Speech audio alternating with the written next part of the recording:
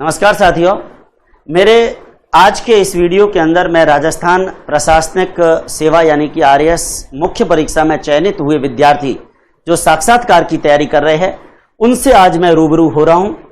राजस्थान प्रशासनिक सेवा विद्यार्थियों, अगर राजस्थान स्तर की कोई भी परीक्षा देखें तो ये परीक्षा ही अपने आप में बहुत बड़ी परीक्षा है।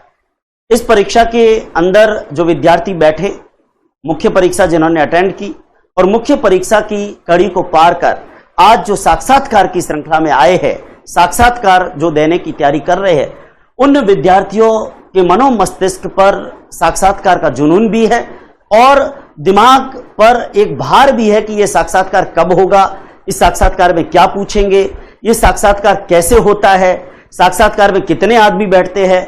साक्षात्कार की तैयारी करने वाले विद्यार्थियों के लिए छोटा सा वीडियो मैं उनकी स्ट्रेटजी को लेकर और क्या क्या बातें उनको ध्यान रखनी है, उन बातों को लेकर मैं आपसे चर्चा करने वाला हूं। विद्यार्थियों, जिस परीक्षा की मैं बात कर रहा हूं, राजस्थान प्रशासनिक सेवा आरएएस, इस आरएएस के साक्षात्कार के संदर्भ में आज के इस वीडियो के अंदर मैं बात करने वाला हूं।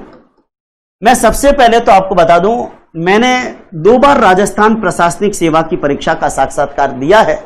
आरएएस 2013 का जब मैंने इंटरव्यू दिया, पीपीएफओ पद पर चयन हुआ, परिवीक्षा और कारागृह कल्याण अधिकारी, और जब मैंने आरएएस 2016 का साक्षात्कार दिया उसके बाद मेरा अंतिम चयन आरटीएस पर हुआ। ये अलग बात है कि कुछ संयोग ऐसे बैठे कि मैंने दोनों ही पदों पर कार्यग्रहण नहीं किया। तीसरी बार जो मैंने साक्षात्कार दिया वो उच्च शिक्षा हायर एजुकेशन में, कॉलेज एजुकेशन में दिया। विद्यार्थियों, तीनों ही बार मेरा साक्षात्कार बहुत अच्छा रहा और तीनों ही बार ऐसे मौके आए कि मुझे ऐसा लगता है कि आरपीएससी के उस पैनल में तीनों ही इंटरव्यूज में जितने सवाल पूछे गए, मैंने तमाम प्रश्नों के उत्तर भी बेबाकी के साथ दिए थे और जिसके कारण रिजल्ट भी पॉजिटिव रहा। विद्यार्थियों, मैं आपको एक चीज बताना चाहता हूं कि राजस्थान प्रशासनिक सेवा का साक्षात्कार देने जब आप राजस्थान लोक सेवा आयोग के अंदर जाएंगे तो आमतौर पर वहां मैंने 2013 का और 2016 का जब साक्षात्कार दिया, 3 एक्सपर्ट का पैनल वहां पर बैठता है। इन 3 एक्सपर्ट का जो पैनल है, विद्यार्थियों आपको मैं एक चीज बता दूं, इन 3 में से जो इस पैनल को हेड करेगा, जो इस पैनल का अध्यक्ष होगा, मुखिया होगा, वो आरपीएससी जिसके अंदर अध्यक्ष सहित 8 सदस्य होते हैं, उस 8 में से कोई भी एक अध्यक्ष भी हो सकते हैं और कोई सदस्य भी हो सकता है। मैंने जब 2013 का आरएएस साक्षात्कार दिया तो माननीय ललित के पवार साहब का बोर्ड था जो आरपीएससी के चेयरमैन थे। इंटरव्यू मेरा 2016 में हुआ था। 2013 की आरएएस का साक्षात्कार, उसमें पवार साहब का बोर्ड था और 2016 का जब मैंने साक्षात्कार दिया तो उसमें आरडी सैनी साहब का बोर्ड था और दोनों ही इंटरव्यूज के अंदर मुझे बहुत अच्छे नंबर आए। किस तरीके से मेरे अनुभव भी मैं आपको इस वीडियो के अंदर बताऊंगा। 3 जनों का पैनल दोनों ही इंटरव्यू में मैंने देखा। आरपीएससी का कोई भी एक सदस्य उस पैनल को हेड करेगा और 2 एक्सपर्ट मेंबर होंगे जो कोई राजस्थान प्रशासनिक सेवा से हो सकते हैं, कॉलेज एजुकेशन से हो सकते हैं, अलग अलग डिपार्टमेंट से कोई भी अनुभवी 2 व्यक्ति जिनको भी आरपीएससी आमंत्रित करेगा, वो 2 व्यक्ति हो सकते हैं। आपको ध्यान हो, अमूमन क्या होता है कि जैसे सुबह की शिफ्ट में हमारा साक्षात्कार है या शाम की शिफ्ट में साक्षात्कार है, जब भी हमारा साक्षात्कार होता है उस साक्षात्कार से पहले बाकायदा मैंने दोनों साक्षात्कार में यह देखा कि आरपीएससी का कोई एक मेंबर आकर तमाम, चाहे एक शिफ्ट में 4 बोर्ड है या एक शिफ्ट में 3 बोर्ड है, दूसरी शिफ्ट में 3 है या 4 बोर्ड है, लेकिन जितने भी एक शिफ्ट के अंदर होते हैं, एक शिफ्ट के अंदर उन सबकी पहले ब्रीफिंग करते हैं। और उसमें मुझे याद आती है जब मैंने आरएएस का साक्षात्कार दिया था तब मान्य शिव सिंह जी जो वर्तमान में भी आरपीएससी के मेंबर है, आकर उन्होंने एक बात कही थी कि आप चाहे कितना पर्सनालिटी डेवलपमेंट कोचिंग के अंदर या कहीं पर भी किसी क्लासेस में मॉक इंटरव्यू में सीख कर आए हो, लेकिन जब आप चेयर पर बैठोगे 2 मिनट तक तो आपके ध्यान में है कि मुझे सीधा बैठना है, लेकिन 2 मिनट के बाद में आप ये भूल जाओगे कि मैंने क्या सीखा और आप अपनी नेचुरल स्टाइल में वापस बैठना प्रारंभ कर दोगे। इसलिए आरएएस के साक्षात्कार में सबसे मुख्य बात जो आपको ध्यान रखनी है, नेचुरलिटी। और मैं आपको यही बात बता रहा हूं, कृत्रिमता बिल्कुल नहीं होनी चाहिए हमारे उत्तरों में, हमारे आंसर्स में प्राकृतिकता होनी चाहिए, हमारे आंसर्स बिल्कुल नेचुरल होने चाहिए। हमने जो अपने जीवन में फेस किया वो आप बताइए, बाकायदा आरएएस के साक्षात्कार में बहुत अच्छे नंबर आएंगे। आपका विट, आपका हाजिर जवाबी, वो भी मायने रखता है। आपका नॉलेज ओवर द कंटेंट, जो भी करंट इवेंट्स है, या फिर आपके ग्रेजुएशन के, आपके सीनियर सेकेंडरी के, या आपके पीजी के जो भी सब्जेक्ट रहे हैं, उन सब्जेक्ट का बेसिक नॉलेज। उत्तर नहीं भी आता है तो घबराने की बात नहीं है, क्योंकि ध्यान दें, राजस्थान प्रशासनिक सेवा के साक्षात्कार लेने वाले लोग भी जानते हो, पैनल भी जानता है कि आप में योग्यता है, तभी आप रिटर्न एग्जाम की परिधि को पार करके आए हो। यानी आपने रिटर्न एग्जाम को पार किया, इसका मतलब आपकी योग्यता में तो कोई संदेह है ही नहीं, और आपके नॉलेज को, आपके ज्ञान को रिटर्न एग्जाम में चेक किया जा चुका है। इंटरव्यू का मुख्य उद्देश्य आपके नॉलेज को नहीं, आपके ओवरऑल प्रेजेंटेशन, आपके व्यक्तित्व, आपकी पर्सनैलिटी, आपके उत्तर देने के तरीके, आप में ना बोलने की ताकत है या नहीं है। कई बार ऐसा सवाल आता है, हमको नहीं आता, हम गोल गोल पैनल को घुमाते हैं। वो पैनल वाले लोग भी बड़े बड़े होशियार होते हैं, समझ जाते हैं कि ये लड़का, ये लड़की, ये इसको इस तथ्य का नॉलेज नहीं है, केवल हम लोगों को गोल गोल घुमा रहे हैं। तो इससे हमारा माइनस इफेक्ट पड़ता है, नेगेटिव इंपैक्ट पड़ता है। आपको वही बताना है जो आपको रियल में आता है। नहीं आता है, कह दीजिए सॉरी सर, कोई फर्क नहीं पड़ता सॉरी सर से, लेकिन आप में सॉरी सर कहने की हिम्मत भी होनी चाहिए। आरएएस के साक्षात्कार में जानबूझकर वो ऐसे प्रश्न पूछेंगे कि आप सॉरी कहते हो कि नहीं कहते हो, तो आपको सॉरी कहना भी आना चाहिए।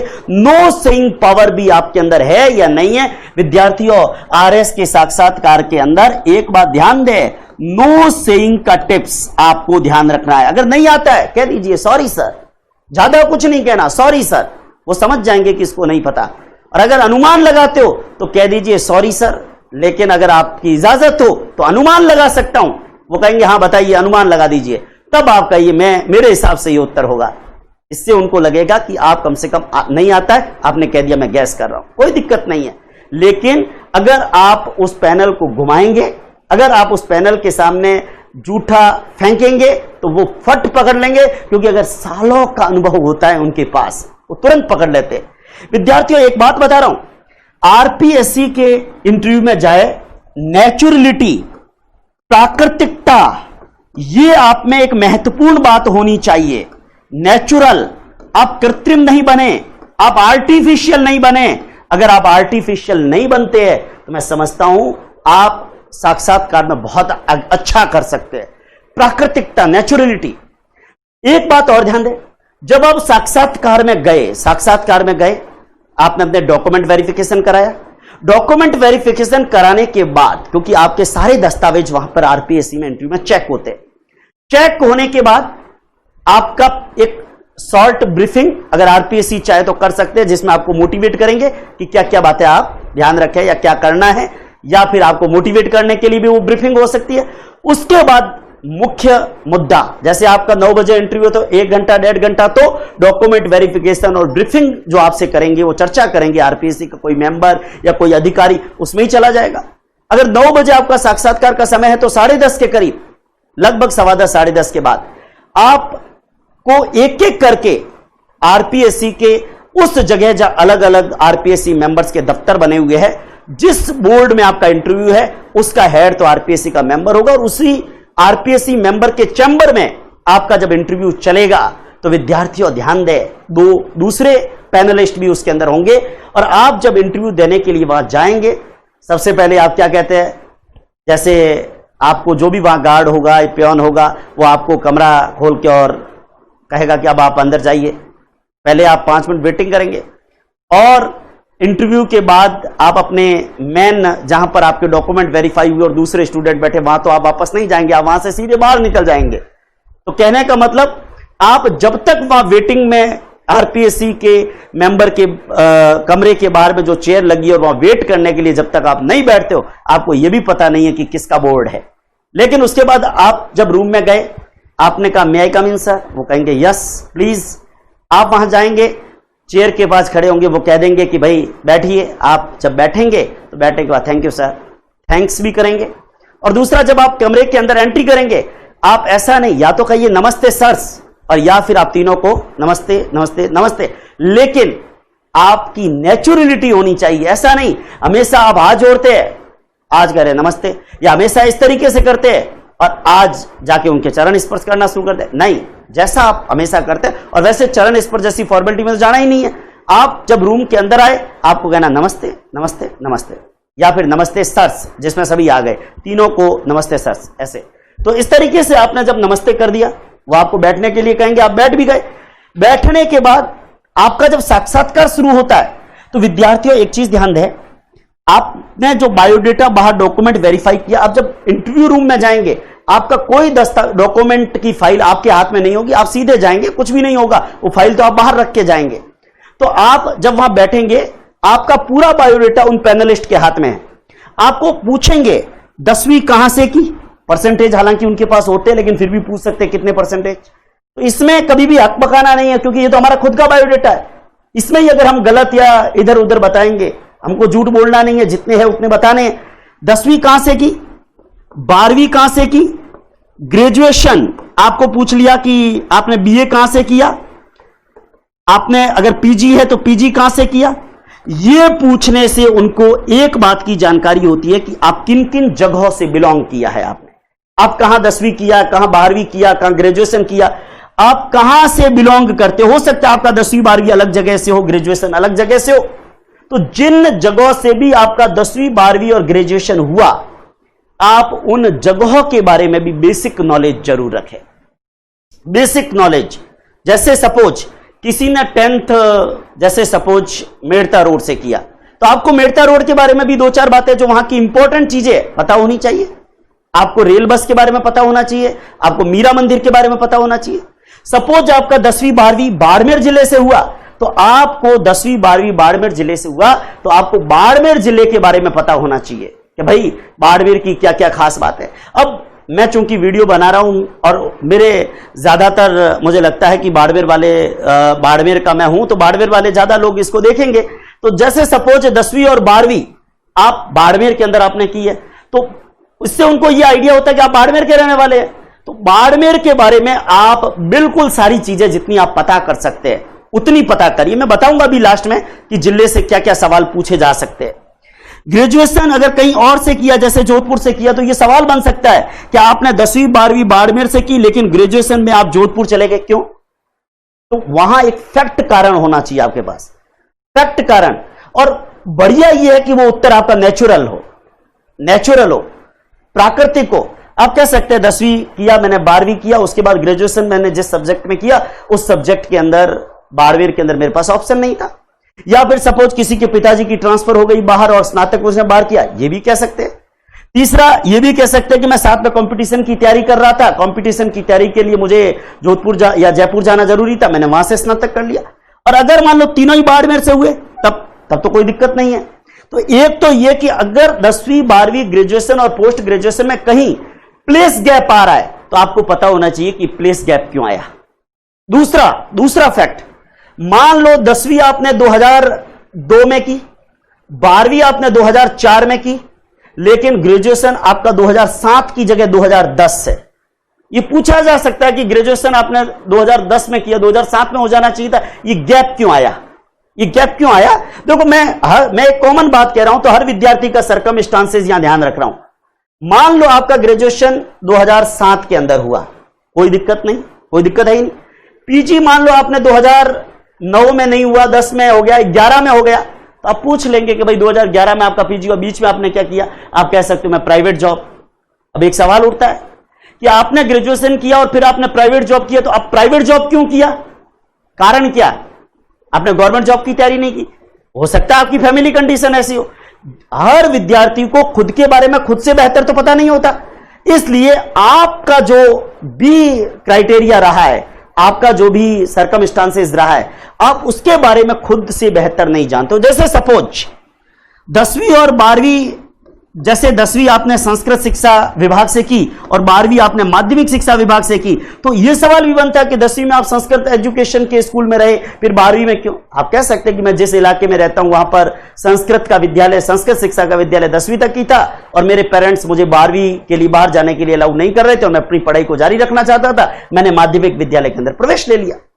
आप एक बात और ध्यान दें, जैसे सपोज आपका 10वीं तक का जो एजुकेशन है, जैसे 10वीं में आपको पूछेंगे कहां से किया और आपने स्कूल का नाम बोला, आपको बोलना है 10वीं कहां से किया, आपने कोई भी स्कूल का नाम बोला, गवर्नमेंट सेकेंडरी स्कूल फलानी जगह, लेकिन हो सकता है वो प्राइवेट स्कूल हो। प्राइवेट स्कूल 10वीं में है लेकिन 12वीं में गवर्नमेंट है, या फिर सपोज 10वीं गवर्नमेंट और 12वीं प्राइवेट है, तो एक सवाल आपको यह पूछा जा सकता है कि 10वीं आपने निजी विद्यालय से की, 12वीं सरकारी विद्यालय से की, दोनों में आपने क्या अंतर पाया? यह भी एक प्रश्न बनता है। प्राइवेट के अंदर क्या, गवर्नमेंट के अंदर क्या? आपको क्या बेहतर लगता है, गवर्नमेंट बेटर है, प्राइवेट बेटर? ये उत्तर होना चाहिए। देखिए, हमें ऐसा भी नहीं है कि हम गवर्नमेंट स्कूल को एकदम नीचा दिखाए और हमें ऐसा भी नहीं कि प्राइवेट को एकदम नीचा दिखाए, लेकिन हम अपने सर्कमस्टांसेस में बता सकते हैं कि 10वीं, चूंकि मैं निजी विद्यालय में पढ़ता था, लेकिन 11वीं के अंदर मेरे पेरेंट्स चाहते थे कि निजी विद्यालय के अंदर चूंकि खर्चे बहुत ज्यादा होते और जैसे हम हायर एजुकेशन में आगे 11वीं में उच्च आगे बढ़ रहे हैं, तो उनको लगा कि मुझे गवर्नमेंट स्कूल में पढ़ना चाहिए। और दूसरा, गवर्नमेंट की कई सारी ऐसी योजनाएं भी है, मैं एक मध्यम परिवार से बिलोंग करता हूं, मैं उन योजनाओं का लाभ उठा सकूं, मैंने 11वीं क्लास के अंदर सरकारी विद्यालय में प्रवेश ले लिया। कई उत्तर हो सकते हैं, लेकिन देखिए आप पूछेंगे कि सर क्या उत्तर दें, मेरा उत्तर काम नहीं आएगा, लेकिन आपको अपना आंसर खुद देना और खुद तैयार करना। मैं तो यह बता सकता हूं सवाल कहां बनता है। जैसे 10वीं प्राइवेट में की, 12वीं गवर्नमेंट में की, आपको अंतर पूछा जा सकता है कि प्राइवेट में गवर्नमेंट में डिफरेंस क्या है, प्राइवेट बेटर है, गवर्नमेंट बेटर है, ठीक है। गवर्नमेंट आपने, जैसे सपोज एक उदाहरण, मान लो कोई विद्यार्थी कक्षा 10 तक नवोदय में पढ़ा है, 6ठी 7वीं 8वीं 9वीं 10वीं नवोदय में पढ़ लिया, आपको यह पूछा जा सकता है कि आपने नवोदय में पढ़े, नवोदय बाकी विद्यालयों से अलग क्यों है? आपको भारत सरकार की जो नवोदय योजना, जवाहर नवोदय पचपदरा में जैसे बाड़मेर के अंदर है, अब नवोदय के अंदर आपने क्या अलग पाया, किस तरीके से नवोदय बाकी स्कूलों से अलग क्यों?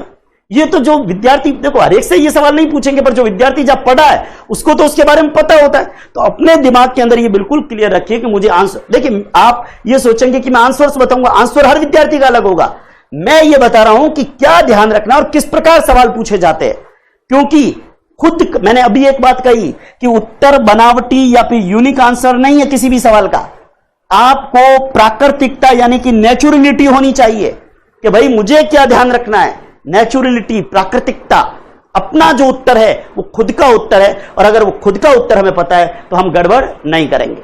तीसरी चीज मैं आपको जो साक्षात्कार में बता रहा हूं, जैसे मैंने आपको कहा प्राइवेट से गवर्नमेंट में जंप किया तो ये पूछ सकते हैं प्राइवेट गवर्नमेंट में डिफरेंस, नवोदय में पढ़े हो तो ये पूछ सकते हैं कि नवोदय में बाकी विद्यालयों से अलग क्यों है, सरकारी विद्यालय में पढ़े हो तो आपको ये पूछ सकते हैं कि सरकारी विद्यालय जो है वो निजी विद्यालयों की तुलना में ज्यादा बढ़िया काम कैसे कर सकते हैं।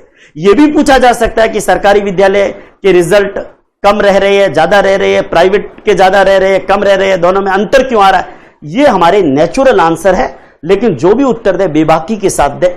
विद्यार्थी, एक बात मैं आपको यहां पर और बताना चाहूंगा, जरा ध्यान दें।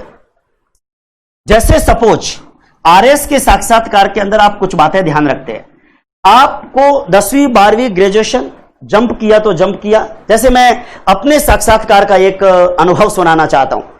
मैंने 12वीं क्लास जो है बाड़मेर की government senior secondary school station road Barmer से की। मेरा ग्रेजुएशन स्नातक, ये ग्रेजुएशन मेरा हुआ बीएससी, मैं बैचलर ऑफ साइंस था मैथमेटिक्स के अंदर, लेकिन बैचलर ऑफ साइंस मैथमेटिक्स में मेरा ग्रेजुएशन 2007 में हुआ। मैंने बीएड किया 2008 के अंदर, और बीएड करने के बाद मैंने एमएससी मेरा मैथमेटिक्स के अंदर 2011 में हुआ।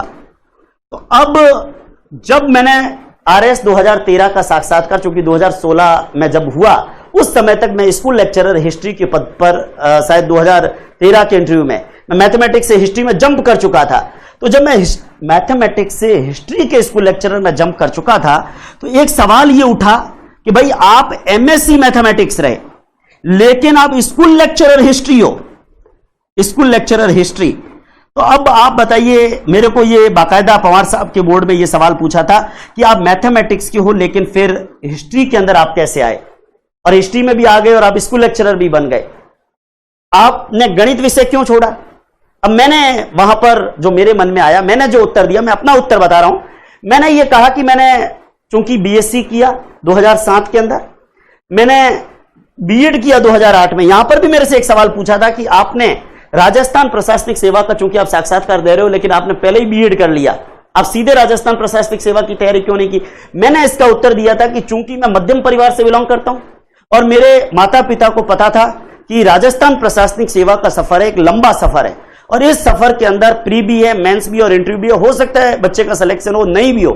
मैं राजस्थान प्रशासनिक सेवा में चयन तक रुक नहीं सकता था, और मेरे पेरेंट्स चाहते थे कि बच्चे की जॉब कहीं लग जाए, इसलिए मेरे पेरेंट्स भी चाहते थे। और मैं जिन परिवेश से आता हूं, जिस फैमिली बैकग्राउंड से आता हूं, वहां मेरे लिए फर्स्ट जॉब कंपलसरी था, और इसलिए शिक्षक का जो व्यवसाय वो मैं निश्चित रूप से पवित्र व्यवसाय मानता हूं।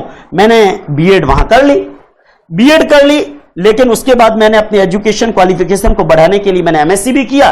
इसी दरमियान 2011 के अंदर मैं सेकंड ग्रेड मैथ्स के पद पर चयनित हो गया। इससे मेरी बीएड की डिग्री जो मैंने प्रशिक्षण प्राप्त किया वो काम आने लग गई।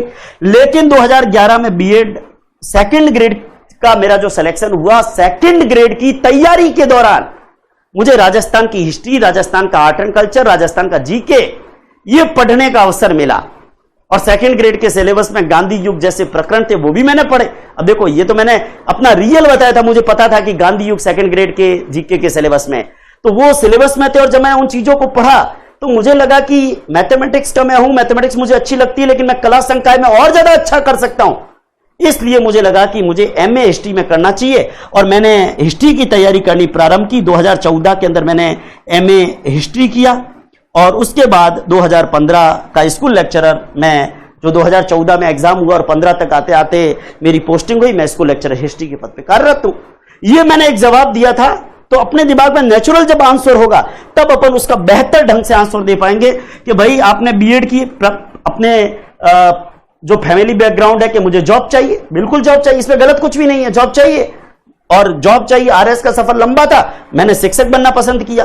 लेकिन उसके बाद जब मैंने एमएससी किया और फिर इस दरमियान मेरा सेकंड ग्रेड में सिलेक्शन भी हो गया, मैंने राजस्थान जीके और हिस्ट्री के जो सब्जेक्ट है, कला संकाय के विषय पढ़ने का अवसर मिला, और उसमें मेरा इंटरेस्ट जागृत हो गया। इसलिए मैंने एडिशनल सब्जेक्ट के रूप में हिस्ट्री में एमए किया।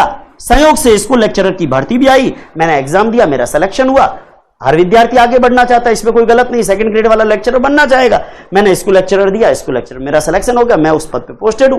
लेकिन मेरी शुरुआत से ख्वाहिश है आरएस। अब उन्होंने पूछा कि आपने बीएड किया, जो लोग ज्यादातर जो आरएस में जो बीएड धारी बैठेंगे उनसे तो ये क्वेश्चन डेफिनेटली विद्यार्थियों पूछा जाता है। गौर करिएगा कि आपने बीएड की, एक प्रोफेशनल डिग्री शिक्षक बनने के लिए, लेकिन अब आप आरएस बनना चाहते हो, तो सरकार ने बीएड के दरमियान जो आपको प्रशिक्षण देने के लिए खर्चा किया, क्या वो वेस्टेज नहीं हुआ? अब यहां पर भी मेरे को एक सवाल पूछा था, लेकिन उसका उत्तर, मैंने बीएड किया, उसके बाद मैं 2011 में सेकंड ग्रेड बना, 2015 में स्कूल लेक्चरर बना, यानी मैं 2008 में बीएड होने के बाद निरंतर पढ़ा रहा हूं। मेरे शिक्षक प्रशिक्षण का लाभ तो मिल ही रहा है, लेकिन इस बीएड से मेरे अंदर, शिक्षक बनने से मेरे अंदर कम्युनिकेशन स्किल डेवलप हुई, जो मैंने बीएड में सीखी कि पढ़ाया कैसे जाता है, बच्चों से संवाद कैसे विकसित किया जाता है। जब मैं आरएस बनूंगा, क्योंकि मेरा बचपन से सपना रहा राजस्थान प्रशासनिक सेवा, क्योंकि यहां मैं शिक्षक को एक लिमिटेड फील्ड में भला कर सकता हूं।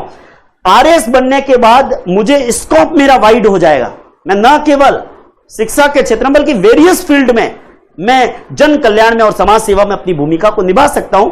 मेरा बचपन से सपना रहा मैं राजस्थान प्रशासनिक सेवा का अधिकारी बनूं। बीएड में जो मैंने कम्युनिकेशन की स्किल सीखी, वो स्किल मेरी यहां काम आएगी। अब मैं जैसे 2015 में स्कूल लेक्चरर हूं, 2-3 साल बाद जब मैं प्रिंसिपल बनूंगा, तो प्रिंसिपल बनने के बाद भी तो मुझे प्रशासन चलाना है। यानी मैंने अपनी बीएड की डिग्री ज्यादा से ज्यादा 7, 8, 10 साल जो काम आ सकती थी वो काम आई है, और आगे मैं अपने सपने को भी पूरा करना चाहता हूं। और दूसरा, हम लोग प्रतिष्ठा के दृष्टिकोण से, सामाजिक दृष्टिकोण से, ग्रेड के दृष्टिकोण से, हर दृष्टिकोण से बड़ा पद है, और इसलिए मैं इसको पाना चाहता हूं, और आगे जाकर एक वाइड स्कोप के अंदर मैं समाज की सेवा भी करना चाहता हूं। मतलब एक मिला जुला आंसर देखिए, मैंने आपको समझाया, इसका मतलब ये नहीं यही उत्तर दो, लेकिन आप अपना एक क्राइटेरिया जो है वो तय कर सकते हैं कि मुझे किस प्रकार से उत्तर देना है।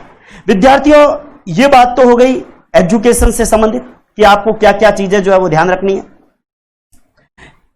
क्या सवाल पूछे जा सकते हैं, 10वीं कहां से की, 12वीं कहां से की, ग्रेजुएशन कहां से किया, परसेंटेज पर भी सवाल बनता है। जैसे सपोज 12वीं के अंदर 85% आ गए, लेकिन ग्रेजुएशन मान लो आपका 56% से हुआ, आपको पूछ सकते हैं कि ये परसेंटेज इतने ज्यादा, ये परसेंटेज इतने कम क्यों। 12वीं के अंदर मान लो 55% है, ग्रेजुएशन के अंदर 85 है, यहां सवाल बन सकता है कि ये ज्यादा कैसे, जंप कैसे हुआ। अब इसका कोई परमानेंट आंसर नहीं है, लेकिन आपको अपना उत्तर पता होना चाहिए। जैसे 12वीं के अंदर 85 आ गए, ग्रेजुएशन में 56 आ गए, क्यों? क्योंकि मैं ग्रेजुएशन की तैयारी कर रहा था, लेकिन चूंकि मैं जिस परिवेश से आता हूं, मैं जॉब पाने के लिए विभिन्न प्रकार के कंपटीशन एग्जाम्स की तैयारी भी साथ में कर रहा था। ऐसी स्थिति में मैं स्नातक के विषयों पर बहुत ज्यादा ध्यान नहीं केंद्रित कर पाया, या फिर कुछ ऐसी परिस्थितियां रही कि परसेंटेज का डाउन हो गया। देखिए, जरूर नहीं कि हर एक से सेम सवाल पूछे, लेकिन इस प्रकार के प्रश्न भी पूछे जाते। विद्यार्थियों, मैंने ये तो बात की एजुकेशन क्वालिफिकेशन से संबंधित, लेकिन एक बात बताना चाहता हूं। जैसे सपोज आप जिस जिले में रहते हो या जहां से आपने 10वीं 12वीं ग्रेजुएशन किया, जैसे मैंने बाड़मेर से किया, तो आपको आपके क्षेत्र से संबंधित सवाल पूछे जा सकते हैं। क्या सवाल? जैसे आप जिस जिले में रहते हो उस जिले में कोई ऐतिहासिक स्थल, मैं बाड़मेर का हूं इसलिए बाड़मेर के बारे में बता रहा हूं, लेकिन आप जहां के भी है ऐतिहासिक स्थल, जैसे बाड़मेर जिले के अंदर हिस्टोरिकल प्लेस के बारे में चर्चा हो सकती है। जैसे सपोज आध्यात्मिक स्थल, कोई मंदिर, मस्जिद, चर्च, गुरुद्वारा आपके जिले के अंदर है, तो उसके बारे में भी चर्चा हो सकती है। जैसे सपोज आपके जिले में कोई पुरातात्विक, अब कई विद्यार्थी क्या है पुरातात्विक को समझ नहीं पाते। जैसे मुझे पूछा था, आपके बाड़मेर जिले में कोई पुरातात्विक स्थान है क्या? जी बिल्कुल है, तिलवाड़ा की सभ्यता है। पुरातात्विक स्थलों में अक्सर हम सभ्यताओं का जिक्र कर सकते हैं। ऐतिहासिक स्थल जो हिस्टोरिकल प्लेस, जैसे बाड़मेर जिले में सिवाना का किला है, बाड़मेर जिले में सिवाना का किला ऐतिहासिक स्थल है। आपको जानकारी हो हिस्टोरिकल प्लेसेस, किराड़ू गुर्जर प्रतिहारों और परमारों के काल में किराड़ू एक बड़ा फेमस स्थान रहा, तो किराड़ू के बारे में भी हम बता सकते हैं।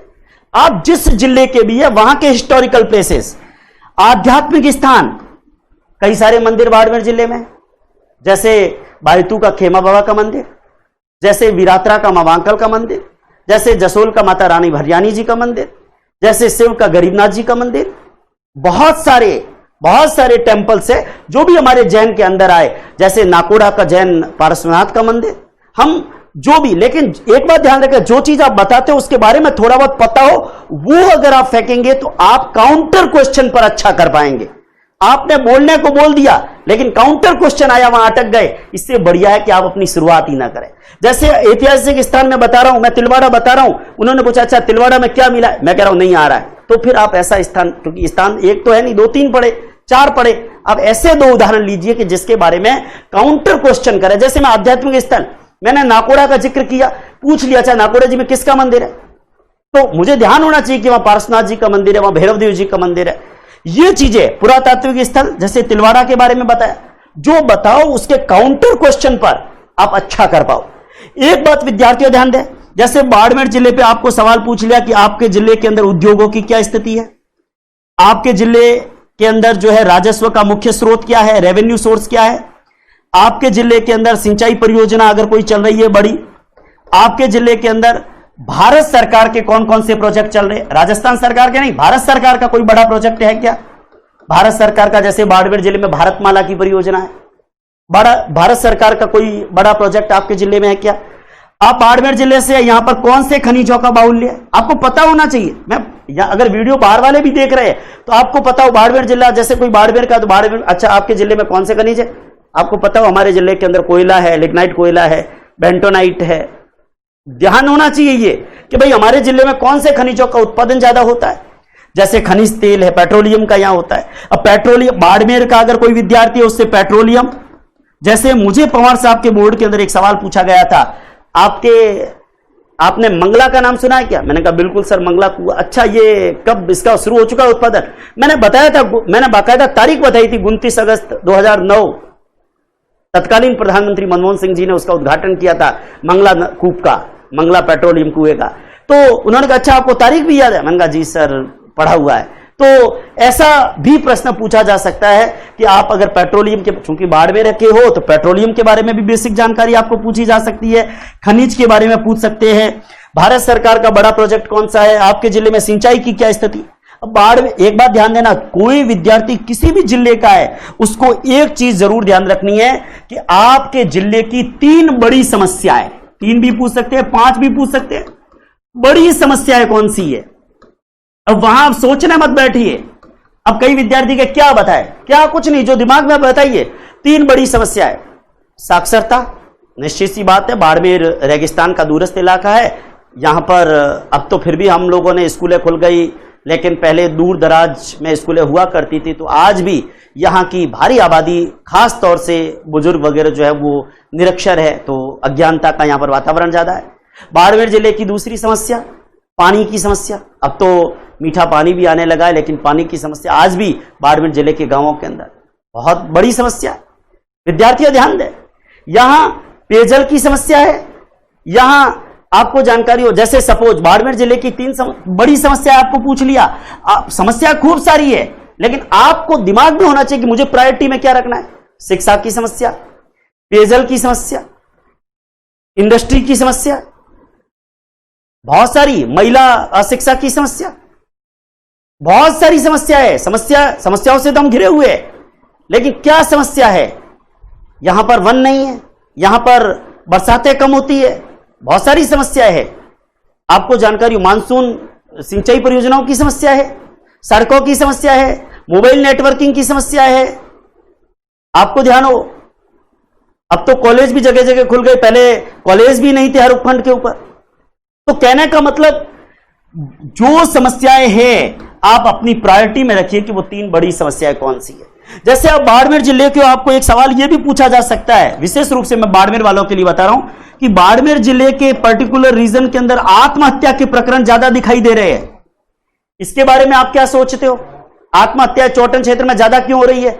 इस प्रकार के आप सवाल जो है, सवाल देखिए, मैं 1-2 वीडियो आरएस के इंटरव्यू से पहले और बताऊंगा जिसमें पर्टिकुलर क्वेश्चंस के आंसर्स को भी देने का प्रयास करूंगा, लेकिन अभी मैं बता रहा हूं कि साक्षात्कार में आप खुद अपना होमवर्क करिए, और मैंने जो आज के वीडियो में बताया इस तरह को सोचिए कि क्या उत्तर दे सकते हैं।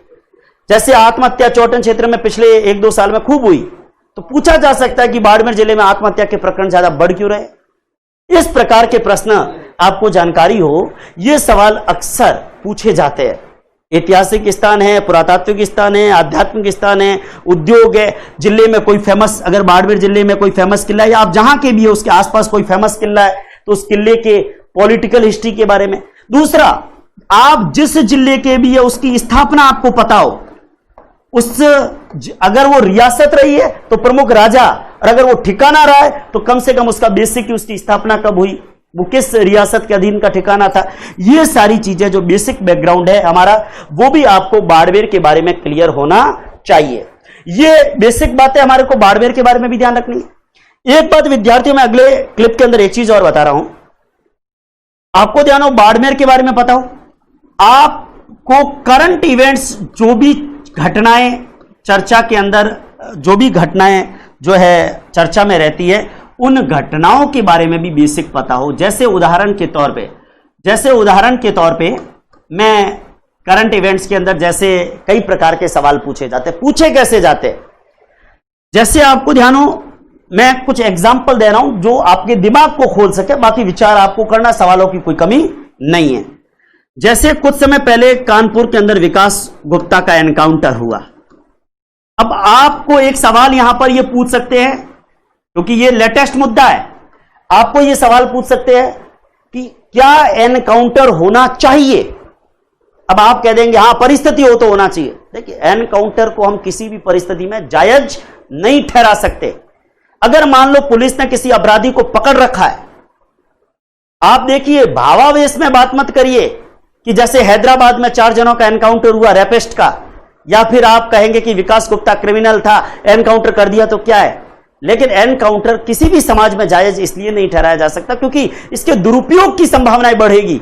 कल तो पुलिस किसी निरपराधी को पकड़ाए, अपराध सिद्ध ही नहीं हुआ, अपराध पुलिस सिद्ध थोड़ी करेगी, सिद्ध तो कोर्ट में होगा, पुलिस तो जांच करेगी, लेकिन उससे पहले ही उसका एनकाउंटर कर दिया, कोई निर्दोष भी मारा जा सकता है। एनकाउंटर हम जायज नहीं ठहरा सकते, लेकिन हम ये कह सकते हैं कई बार सरकमस्टांसेस ऐसा है, जैसे पुलिस ने सपोज किसी कोई क्रिमिनल सामने है, कोई अपराधी सामने है, कोई अपराधी है सामने, अब वो अपराधी भागने की कोशिश करता है। आप कह रहे हो कि भागने की कोशिश कर रहा है इसलिए एनकाउंटर कर दिया। आपको पूछेंगे भागने की कोशिश कर रहा है तो गोली पैर में चलानी चाहिए, आपने गोली उसकी पीठ में चलाई तभी तो मरा, आप पैर में चलाते हो मरता नहीं। काउंटर क्वेश्चन होगा, इसलिए विकास गुप्ता का एनकाउंटर हुआ, क्या आप इस एनकाउंटर को जायज ठहराते? हमें यह कहना होगा कि देख, इसका मतलब यह भी नहीं कि हम पुलिस विभाग पर आक्षेप कर ले, हम एक ऐसा आंसर है जो अच्छा आंसर हो कि भाई विकास गुप्ता का एनकाउंटर हुआ, हो सकता है कुछ ऐसी परिस्थितियां रही हो कि पुलिस ने उनका एनकाउंटर जो है किसी मजबूरी के कारण किया हो, लेकिन मेरा अपना व्यक्तिगत मत यह है कि एनकाउंटर जायज नहीं है, नहीं होना चाहिए, ये लास्ट ऑप्शन है और यथासंभव 99.999% हमें एनकाउंटर जैसी परिस्थिति से बचना चाहिए, क्योंकि पुलिस का कार्य है जांच करना और अपराधी को दंड देने का कार्य किसका है? न्यायालय का है। अगर पुलिस हर अपराधी का एनकाउंटर करने का प्रयास करेगी तो हमारी जो न्याय व्यवस्था है वो खत्म हो जाएगी। तो विद्यार्थियों, एनकाउंटर को हम किसी भी परिस्थिति के अंदर जायज नहीं ठहरा सकते। हो सकता है कि पुलिस के सामने ऐसी परिस्थिति आई हो कि वो पैर पर गोली चलाने की स्थिति में भी उससे भी बाहर की स्थिति, देखिए वो भाग रहा है तब तो पैर पे चला सकते हैं, लेकिन वो सामने फायरिंग कर रहा है और तब सेल्फ डिफेंस के अंदर गोली चलाना अनिवार्य हो जाए तो एनकाउंटर एक लास्ट ऑप्शन बन गया। लेकिन कोशिश यही होनी चाहिए कि एनकाउंटर ना हो, एक जायज परिस्थिति नहीं है। मैं एक एग्जांपल और दूं आपको, जैसे आपको ध्यान हो हैदराबाद में भी 4 रैपिस्ट का एनकाउंटर हुआ था।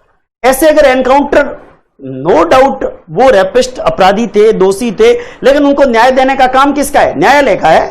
तो अगर जैसे आपने देखा कि एनकाउंटर हुआ उसके बाद जनता पुलिस वालों की मालाएं पहना रही है, अगर हम इस सिस्टम में चले गए तो आने वाले समय में तो फिर हर एक का ही एनकाउंटर होगा दोषी का। तो हम चूंकि हम एक प्रशासनिक पद पर जा रहे हैं तो हम एनकाउंटर को किसी भी परिस्थिति में जायज ठहरा नहीं सकते। अगर आप कहोगे एनकाउंटर जायज, इसका मतलब कल आप एसडीएम बन गए, आपके पास मजिस्ट्रेट पावर आ गया, आपने पुलिस को कह दिया हर चीज में आप एनकाउंटर कर दो, नहीं, एनकाउंटर जायज नहीं है। दूसरा, जैसे आपको पता हो सुशांत सिंह राजपूत का प्रकरण अभी बहुत ज्यादा टीवी के अंदर चर्चा के अंदर है। अब सुशांत सिंह राजपूत का प्रकरण जो है वो चर्चा के अंदर है, तो अब सुशांत सिंह राजपूत का प्रकरण जब चर्चा में आया तो एक शब्द चर्चा में आया था, नेपोटिज्म, जो बॉलीवुड के अंदर कई बड़े बड़े लोगों का जो दबदबा है, नेपोटिज्म। तो आपको पूछ सकते हैं कि नेपोटिज्म क्या है, जिसमें कुछ पर्टिकुलर पर्सन जो है वो जिनकी एक सत्ता हो जाती है और वो फिर जो नया न्यू कमर होता है उनको फिर हतोत्साहित करने का, उनको जो है वो टॉर्चर करने का प्रयास अलग अलग तरीकों से करते हैं, वो दबदबा उन लोगों का। तो इस नेपोटिज्म के बारे में भी आपको बेसिक जानकारी हो।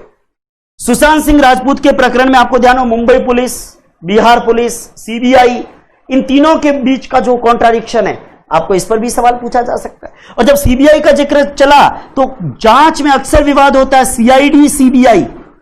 देखो दोनों, ऐसा तो नहीं है कि सीबीआई बढ़िया जांच करती है, कम करती, काम तो दोनों ही करते हैं, लेकिन फिर पूछ लिया कि लोग अक्सर सीबीआई जांच की मांग करते हैं, क्यों?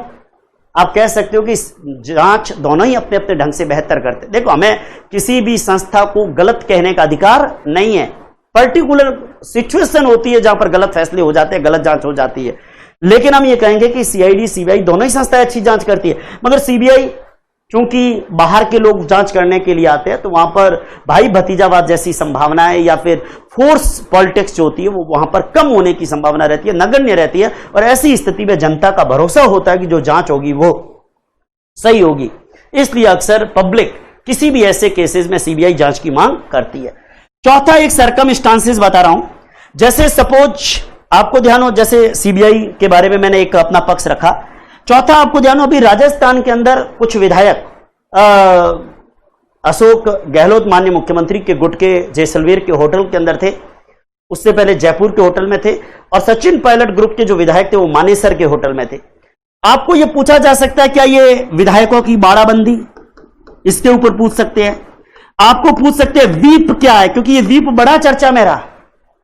आपको ध्यान हो माननीय विधानसभा अध्यक्ष सीपी जोशी साहब ने जब व्हीप जारी करने के बाद, जिसको बाद में कोर्ट में नोटिस कह दिया था, लेकिन व्हीप जारी करने के बाद जब सचिन पायलट ग्रुप के लोग विधायक दल की बैठक में नहीं आए और सीपी जोशी साहब ने उनको नोटिस दिया, तो सचिन पायलट ग्रुप ने हाईकोर्ट में याचिका लगाई कि भाई व्हीप केवल विधानसभा की कार्रवाई के दौरान ही जारी हो सकता है। तो 1 line whip, 2 line whip, 3 line whip, ये व्हीप के बारे में भी हमको अच्छी तरीके से जानकारी होनी चाहिए। दल बदल कानून, क्योंकि ये व्हीप और ये बाड़ाबंदी, ये सारा इस समय ये दल बदल कानून बड़ा चर्चा में आया।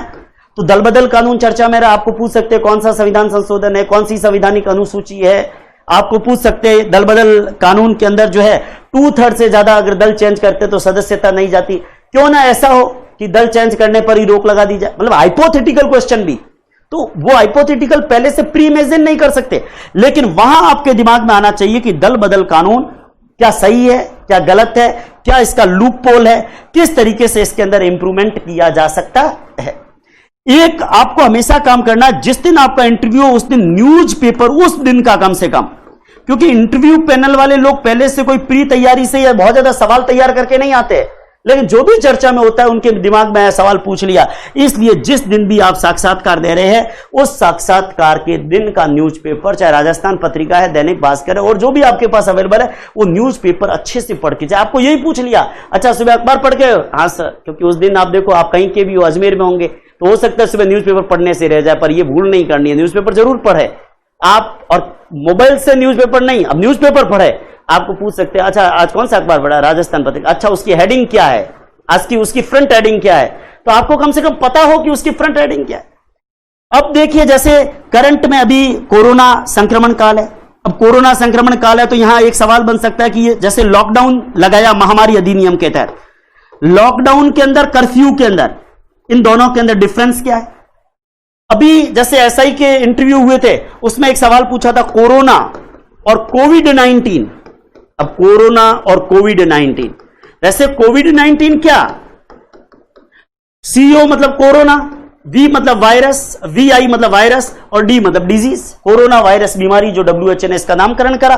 तो कोरोना वर्सेस कोविड-19 डिफरेंस क्या है इनके अंदर। कोरोना का शाब्दिक अर्थ जैसे मुकुट है। आपको पूछ लिया कि प्रवासी मजदूरों को पहले छूट नहीं दी गई लेकिन बाद में छूट दी गई, बाद में छूट दी गई, इससे तो सामने कोरोना संक्रमण का खतरा बढ़ा। आपको यह पूछ सकते हैं कि जब कोरोना के मरीज जो 1000 भी नहीं थे उस समय हमने लॉकडाउन कर दिया, आज जब लाखों में हम अनलॉक की तरफ चल रहे हैं, आप क्या सोचते हैं। देखिए ये व्यू अपना काम आएगा, आपको बताना होगा कि हम देश को पूरे समय लॉक में नहीं रख सकते, लेकिन ऐसा भी नहीं है कि सरकार की बुराई करे कि भाई लॉकडाउन गलत किया। हमें अपना मत रखना है कि लॉकडाउन उस समय और परिस्थिति के अनुकूल था, क्योंकि कोरोना हमारे लिए एक नई समस्या थी। कोरोना आया, लॉकडाउन लगाया, जिससे लोग जो अपने घरों के अंदर रहे, हम कोरोना को रोकने में कामयाब रहे। लेकिन इस दरमियान हमने वो तमाम व्यवस्थाएं करना, हॉस्पिटल बनाना, सतर्कता समितियां बनाना, जो बाद में जब प्रवासियों का आगमन हो तो कम से कम उनको क्वारंटाइन करने का काम कर सके। क्योंकि 22 मार्च को जब जनता कर्फ्यू हुआ, अगर उसी दिन प्रवासी मजदूरों को भेज देते तो हमारे पास न तो सतर्कता समितियां बनी हुई थी, न हमारा प्रशासन अलर्ट था, न हम उनको क्वारंटाइन करने की स्थिति में थे। ये बहुत सारी चीजें ध्यान दे। आपको ध्यान हो कोरोना के काल में शराब को सबसे पहले चालू किया, तब भी विवाद हुआ। आपको पूछ सकते हैं कि भाई शराब को पहले चालू क्यों किया, क्या रेवेन्यू का सोर्स है इसीलिए शराब को चालू किया, शराबबंदी होनी चाहिए कि नहीं होनी चाहिए। ऐसे तमाम प्रश्न, मेरे पास सवालों का भंडार है, लेकिन वीडियो की भी अपनी लिमिटेशन है। विद्यार्थियों, एक सवाल मेरे को जो इंटरव्यू में पूछा था, मेरे को एक हाइपोथेटिकल, और आपको भी कोई हाइपोथेटिकल क्वेश्चन पूछा जा सकता है। मेरे पवार साहब के बोर्ड में मुझे एक हाइपोथेटिकल क्वेश्चन पूछा था कि अगर आप आरएएस बन गए और आपकी नियुक्ति एसडीएम के पद पर हो गई, मान लो आप हिंदू हो, सपोज आप हिंदू हो, और मानिए कि आपके उपखंड के क्षेत्र के अंदर कोई मुसलमान है जिसने गाय को मार दिया, और कुछ हिंदू उस मुसलमान को इसलिए पीट रहे कि उसने गाय को मार दिया। आप हिंदू हो, वो मुसलमान को हिंदू पीट रहे हैं, और आप मौकाई वारदात पर पहुंचे। अब आप क्या करोगे, तो आप कहेंगे कि मैं ये जो मॉब लिंचिंग है इसको रोकने के लिए आदेश दूंगा। अच्छा, तो आप तो हिंदू हो, फिर मेरे को कहा कि हिंदू हो तो हिंदू के नाते तो गाय को कोई अगर मार रहा है तो आपको तो गुस्सा आना चाहिए, फिर आपने मॉब लिंचिंग रोकने का किस लिए। तो अपन वहां पर एक बात कह सकते हैं, मैंने जो उत्तर दिया कि मॉब लिंचिंग, पहली बात है मॉब लिंचिंग गलत है। मुसलमान ने गाय को मारा है या फिर कोई गैर विधिक कार्य, कोई अविधिक कार्य किया है तो उसकी सजा तो उसको बाद में मिलेगी, लेकिन चूंकि उपखंड अधिकारी के पद पर कार्य करते समय मेरा जो पद का कर्तव्य वो ये कहता है सबसे पहले कि अगर कोई भी व्यक्ति किसी व्यक्ति को पीट रहे है, मार रहे है, मॉब लिंचिंग हो रही है, मैं उसको रोकूं। क्योंकि उन हिंदुओं को, हाँ गाय मारी है उसने, अगर गलत किया है, अगर मान लो वो कानून के खिलाफ है तो सजा मिलेगी, वो बात की बात है, मुझे क्या कार्रवाई करनी है वो बात की बात है। लेकिन उस समय जो मॉब लिंचिंग हो रही है, मेरा पद का कर्तव्य ये कहता है कि मैं उस मॉब लिंचिंग को रोकूं, क्योंकि उस समय धर्म से ज्यादा मेरे पद का कर्तव्य महत्व रखता है। बाद में जो कार्रवाई वो अलग बात है, लेकिन मेरा पद का कर्तव्य ये कहता है कि मॉब लिंचिंग नहीं होनी चाहिए, क्योंकि उन 5, 7, 10 लोगों का ये काम नहीं है उसको, मुसलमान को सजा देना। ये काम कानून का है और कानून को ही अपना काम करना चाहिए। अगर कानून की जगह लोगों ने कानून को अपने हाथ में लेना प्रारंभ कर दिया तो एक अराजक समाज का निर्माण होगा। विद्यार्थियों, ये चीज है। एक सवाल मुझे 2016 के इंटरव्यू के अंदर आरडी सैनी साहब का जब बोर्ड था, मैं वो भी एक कंडीशन बताऊंगा। उस समय आपको ध्यान हो, विमुद्रीकरण के हालातों से हम बाहर आए थे, नोटबंदी के हालातों से। तो मेरे को उन्होंने एक बात कही थी कि विमुद्रीकरण का मुख्य उद्देश्य जैसे भ्रष्टाचार रोकना है, तो भ्रष्टाचार रोकना है तो मान लो हमारा जो नोट है, अगर ये सिक्के हो तो सिक्कों में तो भ्रष्टाचार की संभावना कम हो जाती है। क्यों ना हम नोट सिस्टम ही खत्म कर दे और हम सिक्के। तब मैंने एक उत्तर दिया था, हालांकि बाद में उन्होंने जो कहा, मैंने कहा कि मेरी जेब में अगर 4 सिक्के भी 5 के या 10 के या 2-2 रुपए के 6-7 सिक्के तो मेरी जेब भारी होती है और मैं ये चाहता हूं कि ये सिक्के जल्द से जल्द नोट में कन्वर्ट हो जाए। तो अगर हम नोट को सिक्कों में बदलेंगे तो हम समय से पीछे जा रहे हैं, जबकि हमारा उद्देश्य होना चाहिए समय से आगे जाना। ऐसी स्थिति में अगर नोटों से भ्रष्टाचार हो रहा है तो भविष्य में हम और एडवांस्ड टेक्नोलॉजी के साथ, नोट को और बेटर टेक्नोलॉजी के साथ में इस प्रकार हम आगे, जैसे प्लास्टिक नोट है, हम इस प्रकार की टेक्नोलॉजी में जा सकते हैं कि हम करप्शन को भी रोक पाए, काला धन भी जो है उसका पता लग सके और विमुद्रीकरण जैसे हालात भी वापस जो है दोबारा पैदा ना हो। एक मिला जुला मैंने आंसर दिया। तब उन्होंने कहा कि हो सकता है सर आपको लगता है कि सिक्के नहीं, लेकिन आरडी सैनी साहब ने कहा मुझे तो लगता है कि सिक्के होने चाहिए। मैंने कहा सॉरी सर, आपका ये विचार हो सकता है लेकिन मैं आपके विचार से सहमत नहीं। देखिए ये कहना भी एक बड़ी बात थी कि आप आरपीएससी मेंबर से ये कह रहे हो सॉरी सर आपका विचार हो सकता है लेकिन मैं आपके विचार से सहमत नहीं। देखिए अपना विचार तो खुद का होगा ना, और बाद में वो हंसे भी, क्योंकि देखिए मेन चीज ये है कि वो भी ये देखते हैं कि हम उनकी हाँ में हाँ तो नहीं मिला रहे हैं, हमारा अपना कोई थॉट है कि नहीं है। ये भी एक बहुत इंपॉर्टेंट बात जो है मायने रखती है। मैं चूंकि बात चली आरडी सैनी साहब की तो 1-2 सवाल बता रहा हूं। मुझे 1-2 हाजिर जवाब के सवाल पूछे। जैसे एक सवाल पूछा था आरडी सैनी साहब ने, आप जब सुबह उठते हो सबसे पहले क्या करते हो? मेरे मुंह से निकल कर, हो सकता है कोई और होता तो ये भी कह देता कि सर चरण स्पर्श करते हो, माता पिता के, धरती के, कुछ भी कह सकता है, ब्रश करता हूं। मेरे दिमाग से, और मैंने वैसे चश्मा भी, उस ये जो चश्मा मैं पहनता हूं उस इंटरव्यू से कुछ महीने पहले ही पहनना शुरू किया था, उससे पहले मेरे चश्मा नहीं था। तो मैंने पता नहीं मुंह से निकल गया, मैंने जवाब दिया सर सुबह उठते ही सबसे पहले चश्मा पहनता हूं। सीधी सी बात है, जब मैं सुबह उठूंगा तो सबसे पहले मैं चश्मा पहनूंगा। एक सवाल उन्होंने पूछा मुझे जो हाइपोथेटिकल, वो भी आरडी सैनी साहब ने, जो हिंदी ग्रंथ अकेडमी के अध्यक्ष भी रहे हैं, बहुत ही वरिष्ठ आरपीएससी मेंबर, उस समय कार्यवाहक अध्यक्ष भी थे जिसमें मैंने इंटरव्यू दिया। उन्होंने कहा आपके शर्ट में बटन, अब देखिए वैसे जवाब पहले नहीं देना चाहिए लेकिन मैंने जैसे उन्होंने बटन का, मुझे पता था, सुबह मैंने गिन लिए थे कि 7 बटन है और कॉलर, ये जो यहाँ पे एक और एक शर्ट पे 2 बटन है, तो मैंने कह दिया कि फ्रंट के अंदर 7 बटन। तो उन्होंने अपना सवाल चेंज कर दिया, उन्होंने कहा कि अच्छा आपके फ्रंट में 7 है पर 5 क्यों नहीं है, 9 क्यों नहीं है, ये सवाल उन्होंने रखा। देखिए आप किसी फैक्ट पर ये कह सकते हैं नो सर, लेकिन ये तो एक हाइपोथेटिकल क्वेश्चन है, इसमें तो आपको जो आता है आप दे दीजिए। मैंने जो जवाब दिया हाजिर जवाबी के साथ, मैंने कहा सर 7 बटन है क्योंकि दर्जी को ऐसा कंफर्टेबल लगा और मैंने उससे कुछ कहा नहीं, उसको जो बेहतर लगा कि ये सबके लिए कंफर्टेबल है उसने लगाए। अगर मैं उससे ये कहता कि 7 नहीं 6 लगाने या 8 लगाते तो वो 6 भी लगा सकता था, 8 भी लगा सकता था। जैसे हम कुर्ता पहनते, सर के उस समय कुर्ता पहना, जैसे सर आपके कुर्ता पहना हुआ है, दर्जी ने 2-3 बटन लगाए, वहां पर भी काम चल सकता है। ये दर्जी अपने हिसाब से, कंफर्टेबल के हिसाब से लगाते हैं। बाकी अगर हम सजेस्ट करें तो ज्यादा या कम भी लगा सकते हैं। मैंने ये आंसर दिया, हो सकता है मेरा सही है या गलत है वो तो उन्होंने जज किया, क्योंकि ये तो कहते नहीं है कि सही है या गलत है, वो तो ठीक है, नंबरिंग सीधा स्कोर में बदलता है, थोड़ा हंसी मजाक का माहौल भी वहां पर बना रहता है। ऐसे कुछ क्वेश्चन भी कई बार साक्षात्कार के अंदर आ जाते हैं। विद्यार्थियों, हाइपोथेटिकल क्वेश्चन कोई भी परिस्थिति से रिलेटेड हो सकती है।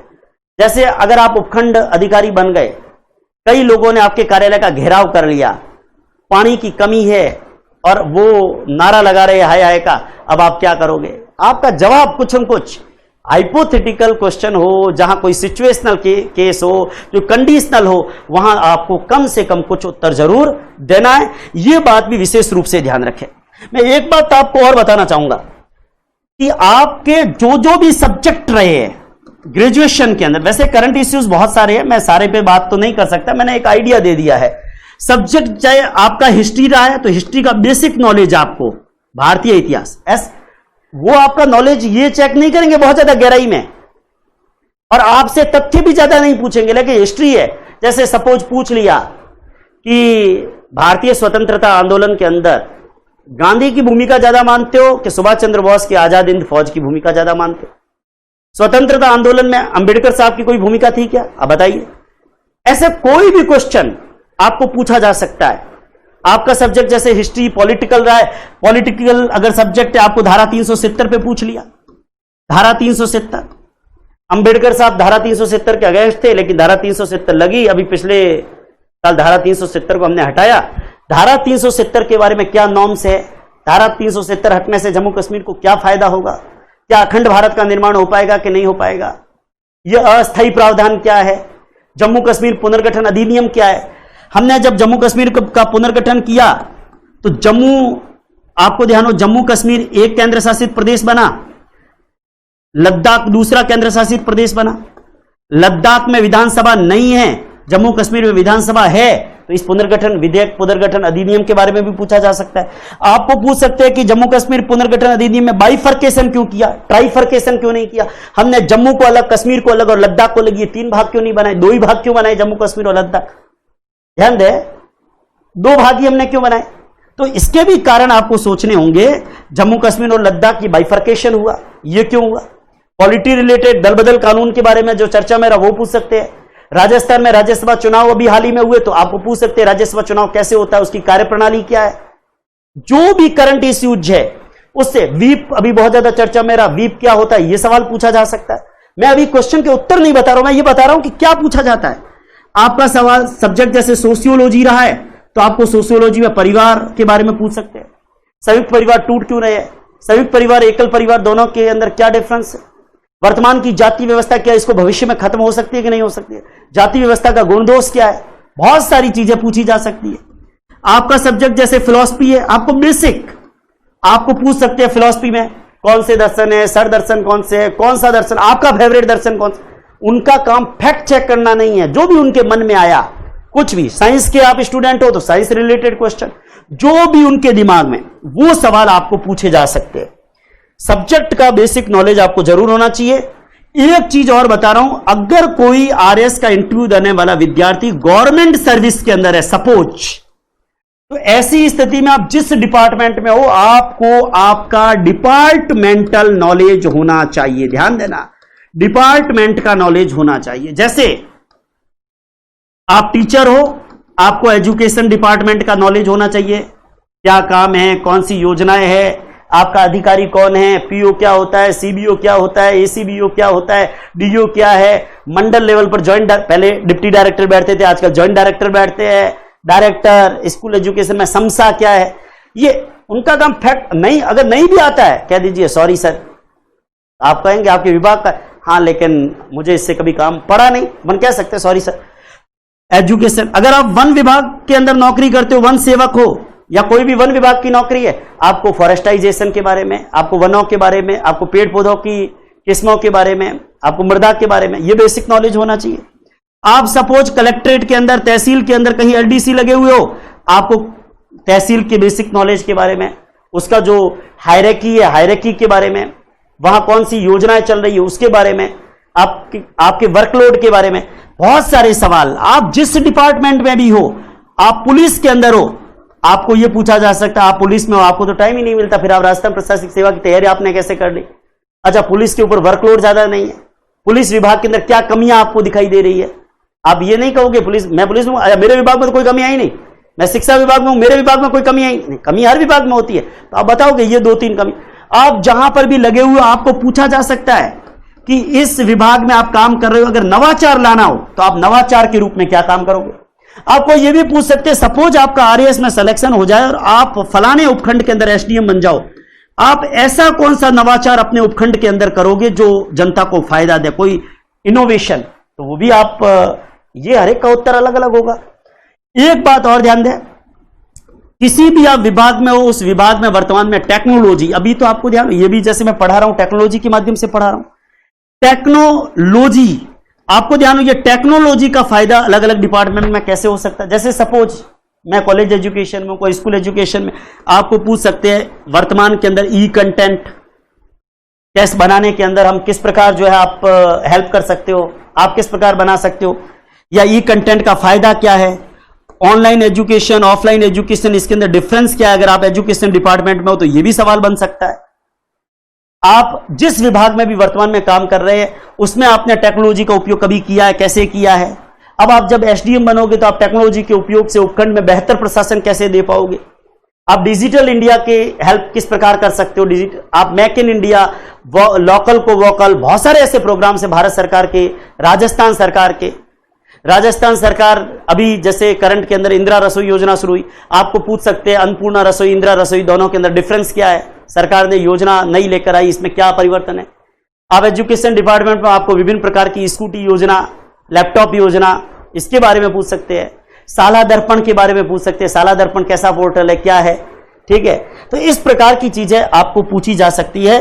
विद्यार्थियों में कुल मिला के अगर ये बताऊं, मैंने बहुत लंबा वीडियो हो रहा है, आरएएस का जब आप साक्षात्कार दे रहे हो तो आरएएस का साक्षात्कार देने के लिए केवल इतना नहीं, मेरे पास और भी ढेरों चीजें, और इन सवालों के अगर उत्तर देता तो मुझे लगता है 5-7 घंटे भी कम पड़ते।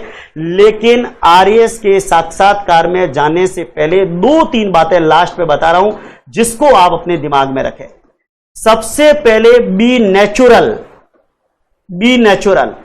आपके उत्तर के अंदर कृत्रिमता नहीं होनी चाहिए, प्राकृतिकता। आप जैसे हो वैसे पेश करो, आप वैसे बैठो, आप वैसे उत्तर दो। अगर शर्ट या फिर जैसे बॉयज है, गर्ल्स है, आपकी ड्रेस बिल्कुल सोबर होनी चाहिए। आमतौर पे लड़के या तो व्हाइट एंड ब्लैक का कॉम्बिनेशन या फिर ब्लू नेवी वाला कॉम्बिनेशन जो ज्यादा पहनते हैं, तो लेकिन पहनो चाहे कुछ भी, लेकिन जब आप वहां बैठो और उत्तर दो तो आपके उत्तरों में कृत्रिमता नहीं होनी चाहिए। ट्रुथ, सत्य बोलना है, जो आपका फैक्ट है। अगर आप गलत भी, मान लो किसी विद्यार्थी ने उत्तर को गलत भी दिमाग में बिठाया, तो वो भी इस प्रकार आना चाहिए कि वो सत्य है। ध्यान दीजिए। तीसरी चीज, आपको नो से नहीं उत्तर आता है, नो सेइंग की आदत होनी चाहिए।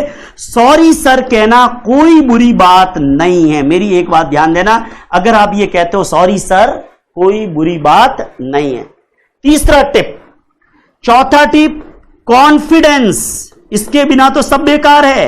अगर आप बहुत अच्छा कर रहे हो लेकिन कॉन्फिडेंस नहीं है, आप जो उत्तर दे रहे हो बेबाकी के साथ, उत्तर को लंबा ना खींचे, शॉर्ट, और जितना पूछा है, जितना उन्होंने पूछा, उन्होंने अगर एक लाइन पूछी है तो एक लाइन ही उत्तर दे, क्योंकि अगर पहले ही आपने बहुत सारा बता दिया तो वो काउंटर क्वेश्चन क्या करेंगे। आप मौका दें उनको काउंटर क्वेश्चन का, तब आप बढ़िया उत्तर दे पाएंगे।